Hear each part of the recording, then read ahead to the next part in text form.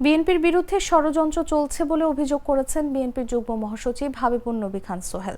বলেন, পরিকল্পিতভাবে বিএনপির বিরুদ্ধে নানা সংবাদ তুলে ধরা হচ্ছে। ছোট ছোট সংবাদগুলো বড় আকারে তুলে ধরা হচ্ছে। শুক্রবার রাজধানীর পল্লবীতে এক দোয়া ও ইফতার মাহফিলে প্রধান অতিথির বক্তব্যে তিনি এসব কথা বলেন। সোহেল বলেন, বিএনপি রাজপথের দল, রাজপথেই যার জন্ম, কিন্তু প্রয়োজনে রাজপথের পাশাপাশি ডিজিটাল প্ল্যাটফর্মেও লড়াই হবে। এ সময় সব নেতাকর্মীকে সেদিকে খেয়াল রাখার কথা বলেন তিনি।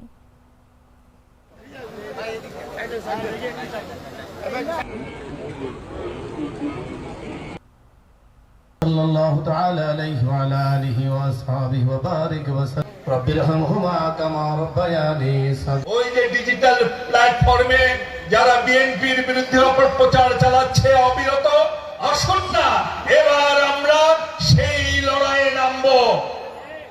লড়াই হবে শুধুমাত্র রাজপথে না, লড়াই শুধু মহানগর শহর আর গ্রামে না। বিএনপির নেতা কর্মীরা প্রয়োজনে এবার ডিজিটাল প্ল্যাটফর্মেও লড়াই নামবে। পোস্ট একটা করবেন, 10টা পোস্ট হবে। কমেন্ট একটা করবেন, 10টা কমেন্ট হবে। বাংলাদেশের সমাজ বিএনপির নেতা কর্মীরা আসুন তো এবার আমরা ওইটার দিকেও একটু নজর দেই। আমাদের বিরুদ্ধে মিডিয়া কু করবেন, মনে রাখবেন আমরা কিন্তু ৭১-এর পাকিস্তানের দালাল না, আমরা কিন্তু ২৪-এর ভারতের দালাল না। আমরা সেই সময়ের মুক্তিযোদ্ধা, আমরা এই সময়ের মুক্তিযোদ্ধা।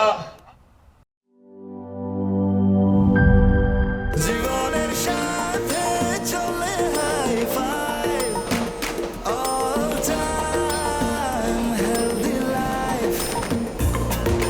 জার্নিতে স্বাস্থ্যকর all time family cake, all time healthy life.